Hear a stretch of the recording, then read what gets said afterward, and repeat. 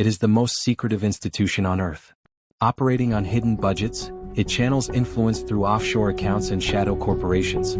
From toppling governments in the Cold War to deploying drones and algorithms in the fight against terror, the CIA is America's most powerful hidden weapon. The year is 1945. The Second World War ends in firestorms and rubble. Europe is shattered. The Pacific smolders under the new shadow of atomic destruction. And a new balance of power is forming. Soviet forces dominate half of Europe. Stalin's hold stretches from Warsaw to Bucharest. For Washington, the news is grim. The US government knows almost nothing about Soviet intentions. At that time, America has the Office of Strategic Services. It had fought the war in secrecy, planting agents behind enemy lines and sabotaging Nazi supply routes. Harry Truman assumes the presidency in April 1945. When the war ends, he dissolves the OSS. But soon he understands the nation cannot survive without a larger and stronger intelligence arm. In Washington's corridors, a plan takes shape. Truman will establish something America has never seen before, an organization that will wage an invisible war around the globe. In a secure, windowless chamber within the new National Security Council, a small circle of men gathers. Behind those doors, they design an institution with no precedent, a permanent intelligence service for peacetime. Its name, the Central Intelligence Agency. Its mission, to collect information, mount covert operations, and intervene in world affairs whenever American interests demand it. The blueprint is bold. Agents and informants spread worldwide, covert teams capable of overthrowing regimes, propaganda outlets to sway foreign opinion. An intelligence body accountable only to the president, not to Congress nor the public. But such power requires vast funding. Asking openly would expose questions no one could answer. Soon, though, an opportunity arises that gives the CIA practically limitless money. Post-war Europe is in ruins. Millions starve and wander homeless. In such misery, communism seems appealing. The United States refuses to allow it. Truman announces the Truman Doctrine: America will support free nations resisting subjugation. Secretary of State George Marshall follows with a sweeping proposal, the Marshall Plan. Over 4 years, America funnels more than $13 billion, today over $150 billion, into Europe. Officially, the aid covers food, machines, fuel, and reconstruction. But within the fine print lies a hidden clause. 5% is siphoned to the CIA, nearly $685 million. This slush fund bankrolls election interference, political bribery, labor union fronts, and propaganda drives across the continent. But having money is not the same as securing victory. The Soviets are dug in deep. The CIA has its war chest, but the shadow struggle demands more than dollars. By the late 1940s, the Soviet KGB is the gold standard of espionage. Its tentacles stretch across continents, honed by decades of ruthless discipline. The CIA, by contrast, is green. In one of its first missions, Ukrainian agents trained by the agency parachute into Soviet-controlled territory. The operation is doomed before it begins. Their handler is a Soviet double agent. Every detail goes straight to the KGB. Within days, the entire team is dead or captured. At the time, General Walter Bedell Smith directs the CIA. After repeated humiliations, he fears the agency will be dismissed as a blundering sideshow, and his reputation with it. The CIA needs a decisive win, a show of strength that proves its worth in Washington and instills fear abroad. That chance arrives soon. The year is 1953. Iran has become a flashpoint of the Cold War. Prime Minister Mohammad Mossadegh has nationalized the Anglo-Iranian Oil Company, cutting off Britain's lucrative grip. For London, this is intolerable. They appeal to Washington. The CIA agrees. Smith authorizes the plan, Operation Ajax.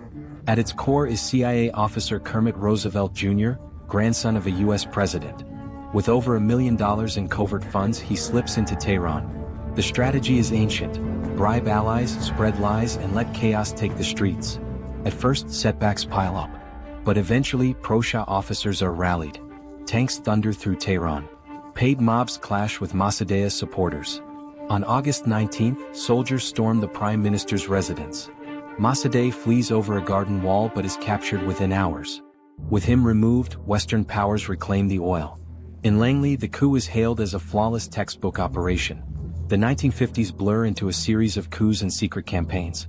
In Guatemala, 1954, the CIA removes President Jacobo Arbenz using propaganda, mercenaries, and economic warfare. feels like another Tehran. But failures mount as well. In Indonesia, the plan to weaken Sukarno collapses. In Cuba, early efforts to unseat Fidel Castro stall. In Eastern Europe, operations are crushed by the KGB before they begin. Alan Dulles, now director, takes note. He brings in Richard Bissell, a master strategist with a taste for grand designs. Together they chart a new course. The future of the CIA lies not just in coups but in technology. Coups remain in play. But the next breakthrough won't come from suitcases of cash. It will come from a machine, the U-2. In the early Cold War, reconnaissance is dangerous. Modified bombers fly too low, too slow, and too vulnerable. By the mid-1950s, this is no longer acceptable. Dulles teams with the Air Force. Bissell takes command of the project. Lockheed Skunk Works, under Kelly Johnson, builds the plane. The U-2 soars at 70,000 feet, untouchable by Soviet defenses. Its glider-like wings stretch 100 feet. Cameras capture objects 2 feet across from 13 miles high. With intercontinental range, it crosses the Soviet heartland and returns safely. It is no ordinary jet. It is a spy satellite with a pilot. The Soviets can see it but not stop it. Each flight redraws Pentagon maps and briefs the White House with unprecedented clarity. Since 1954, the Geneva Accords split Vietnam. The U.S. moves to shield the South from communist takeover. On paper, America advises. In practice, the CIA manipulates events. U-2 flights scan North Vietnam and Laos, charting supply lines and troop positions. The images become blueprints for covert strikes. Soon, CIA-backed militias in Laos raid depots and ambush convoys. Air America ferries weapons, radios, and operatives into jungle strips. In Saigon, rivals to US-backed leaders are bribed, blackmailed, or eliminated. And nearly all of it depends on money, funds that come from murky channels. Financing flows through black budgets, hidden reserves, and illicit streams. In Laos, Hmong fighters protect opium fields in return for weapons. In Cambodia, heroin profits sustain covert campaigns. By the mid-1960s, the shadow war seems to succeed. Supply chains are harassed, enemy leaders cut down, and South Vietnam clings on a little longer. But soon, these shadows ignite into full war, drawing America into a disaster no secret fund could contain. In April 1961, the CIA gambles big, the Bay of Pigs. Cuban exiles trained and armed by the agency storm Castro's beaches. Within days, the plan collapses. Air support is withheld, the resistance fails to rise, and Castro's forces crush the invaders. America's prestige crumbles. For Kennedy, it is humiliation. He knows the CIA is responsible. The failure is bitter. But the mission remains: contain communism at any cost. Now attention turns to Chile. In 1970, Salvador Allende, a Marxist, is elected president through democracy. He nationalizes industries, forges ties with Moscow and Havana. To Washington, it is another Cuba but elected. Behind the curtain, CIA agents stir unrest, backing sympathetic generals. On September 11, 1973, Chile's army, led by General Augusto Pinochet, strikes. Tanks surround Santiago. The presidential palace is set ablaze. Pinochet seizes control, beginning a dictatorship of torture, repression, and death. For Washington, the outcome is relief. Chile remains in the Western camp. But the cost is blood and the world is watching. For the CIA, Chile proves covert power still works. In Southeast Asia, the Vietnam conflict escalates. The CIA expands with it, training South Vietnamese, running the Phoenix program, and conducting secret wars in Laos and Cambodia. But foreign battlegrounds are not the only stage. At home, the CIA crosses forbidden lines. It manipulates public opinion, bankrolls student groups, influences journalists, and funds cultural outlets to spread anti-communist ideas. Money infiltrates magazines, galleries, even civil rights groups judged useful. And under Project MKUltra, led by Sidney Gottlieb, the agency experiments on unwitting citizens with LSD, hypnosis, isolation, and torture. The goal? Mind control. The mid-1970s erupt in turmoil on every front. The Vietnam War ends with helicopters lifting desperate people off Saigon's rooftops. America's economy staggers under oil embargoes, runaway inflation, and a deepening recession. The Soviet Union extends its reach into Africa and the Middle East. At home, Watergate forces President Nixon from office in disgrace. The CIA does not escape the fallout. The Church and Pike Committee strip away its mystique. Public confidence crumbles. Yet within Langley, old practices persist. Hidden accounts in Switzerland and the Caribbean keep covert funds moving. Shell corporations obscure arms transactions, payoffs, and bribes. Those secret accounts are more than a contingency, they are a tool. Soon they will bankroll an operation that detonates into a historic scandal. Along the way, they reopen a sullied avenue, the CIA's links to the global drug trade. By the early 1980s, Iran is torn apart by war and revolution. The Shah is gone, swept away by the Islamic Revolution. Officially, Washington treats Iran as an enemy. But inside the agency, calculations differ. Every foe can become a channel. Every crisis a bargaining chip. To free American hostages, a dubious plan takes shape. Through layers of intermediaries and covert agents, the CIA and key figures in the Reagan White House arrange arms sales to Iran. Missiles, spare parts, and other desperately needed hardware sold at marked-up prices. In return, Iran will quietly press Hezbollah in Lebanon to free American hostages. The money from these secret sales does not stop in Tehran. It slips into Swiss accounts and offshore entities, then moves again, this time to Central America. The beneficiaries are the Contras, insurgents fighting to topple Nicaragua's leftist Sandinista government. Arms sales are not the only revenue stream. In Central America, cocaine traffickers ship product north.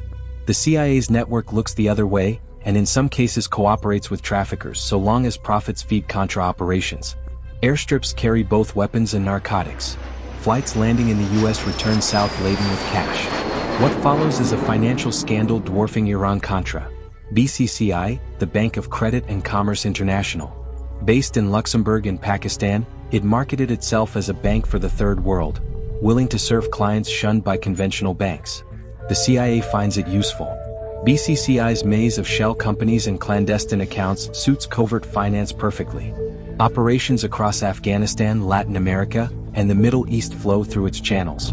By the late 1980s, however, the net tightens. Regulators suspect BCCI is not merely corrupt but a criminal enterprise on a global scale.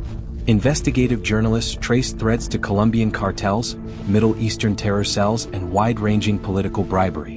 In 1991, authorities in 7 countries move in simultaneously and shut BCCI down. Probes reveal billions laundered for criminals, regimes, and intelligence services alike. The scandal wounds the agency's reputation, but an even larger shift is on the horizon. In Moscow, the Soviet Union teeters. In 1991, the Soviet Union collapses under economic breakdown, political unrest, and surging nationalist movements. The red flag falls from the Kremlin, ending nearly 50 years of Cold War confrontation. For the CIA, it is an odd triumph. The KGB, the ruthless, cunning rival that matched the agency from Berlin to Angola, through double agents and space-age skullduggery, is gone. But the Soviet collapse produces an identity crisis. The Cold War provided purpose. With the KGB vanished, what remains for the CIA? In the chaotic birth of a new world order, enemies will assume unfamiliar shapes. The Soviet exit leaves the United States the unchallenged superpower. Former Eastern Bloc states rush toward NATO and the EU.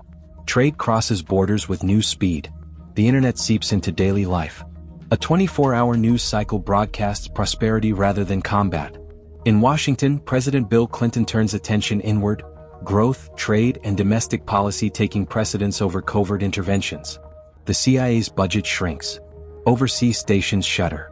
Long-standing networks are quietly dismantled. Veteran officers retire unreplaced. That quiet will not endure. Beyond public view, an emergent enemy organizes, fluid, networked, and unseen. Its weapons are terror, not tanks. When it strikes, the CIA will be forced back into the storm. The age of terrorism is dawning. In the mid-1990s, far from Washington's notice, Osama bin Laden builds a force. From Afghan mountains to Sudanese camps he recruits, trains guerrillas, and preaches global jihad. Al-Qaeda grows in the shadows. The CIA misses numerous chances to kill or capture him: failed strikes, poor intelligence, and political hesitation. By the late 1990s, he is no longer an isolated extremist but the leader of a disciplined, well-funded network with cells across the Middle East, Africa, Europe, and the United States.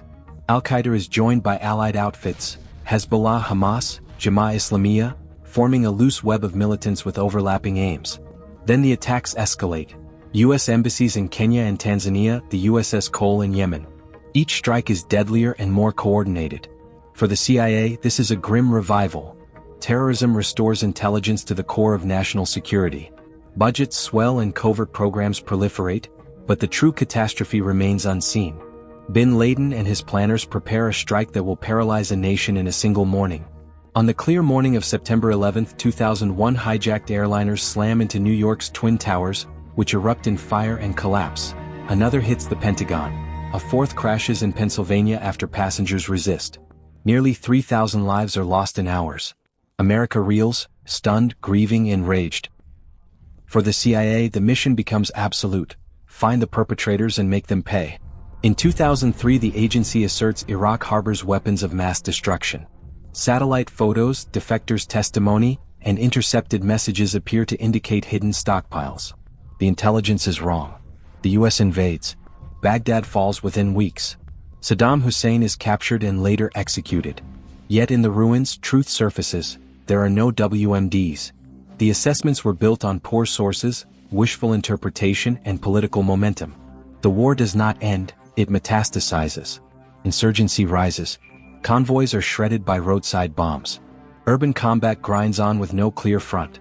For the CIA, Iraq becomes an enormous theater. Budgets ballooning, billions poured into surveillance, analysis, and covert action. In Iraq's deserts and Afghanistan's mountains, a new tool emerges, one that can find, watch, and kill without putting Americans in harm's way. The CIA brings drones into the shadows of war. The concept is simple: a skyborne eye that can identify and eliminate a target instantly. The CIA's drone program is born in secrecy. Early models serve as aerial scouts. Soon they are weaponized. The Predator, fitted with AGM-114 Hellfire missiles, becomes both observer and executioner. The MQ-9 Reaper advances the capability: larger, faster, longer endurance, able to loiter for a full day watching a target's every move. Its cameras read plates from miles away, infrared pierces night. Satellite links let an operator in Nevada fire a missile in Pakistan. One person can surveil, target, and strike without ever setting foot abroad. For the agency, this is revolutionary: precise strikes without risking agents. A war with no borders. A kill list executed in minutes anywhere on Earth. In Yemen, a convoy detonates. In Pakistan, a compound is incinerated. In Somalia, militants scatter as a missile lands. Each strike is logged as evidence of a high-value removal thousands of miles from the trigger. The CIA hails drones as surgical, eliminating threats without American casualties. Names fall off most wanted lists. Plots are cut down before they bloom. Yet one man eludes capture: Osama bin Laden. For nearly a decade after September 11th, he is the world's most hunted fugitive, ghosted away in Tora Bora, hidden in Pakistan's tribal areas, impossible to pin down. Leads dry up and operations stall. Then in 2010 a break occurs. A trail in Pakistan leads to a fortified Abbottabad compound, walled off, cut from phones and internet, guarded with strange precautions. CIA analysts grow confident it shelters bin Laden. The mission is perilous. Send Navy SEAL Team 6 deep into Pakistan without permission to seize or kill the occupant. On May 2, 2011, under darkness, the raid unfolds. SEALs clear rooms in minutes. On the third floor they find bin Laden. 2 shots end the decade-long hunt. His body is removed and buried at sea. For the CIA, the operation is vindication: years of surveillance, patient analysis, and relentless pursuit rewarded. But bin Laden's death does not end the threat. Al-Qaeda adapts, fragments, and spreads. Terrorism becomes more decentralized and harder to trace. Preventing attacks requires tools beyond human networks and drones. The CIA finds a company that seems to supply what it needs: a startup that will alter America's trajectory. The man behind it is Alex Karp. Alex Karp is raised in Philadelphia in a Jewish household. His father a pediatrician, his mother an artist. He studies social theory, earns a PhD in Frankfurt, and never imagines founding spy tech. In 2003, Karp partners with Peter Thiel, PayPal's co-founder. Thiel sees a possibility: channel Silicon Valley's power into national security, let software find terrorists the way search engines find web pages. Karp's unconventional outlook makes him an ideal partner. Together they found Palantir, named for Tolkien's all-seeing stones.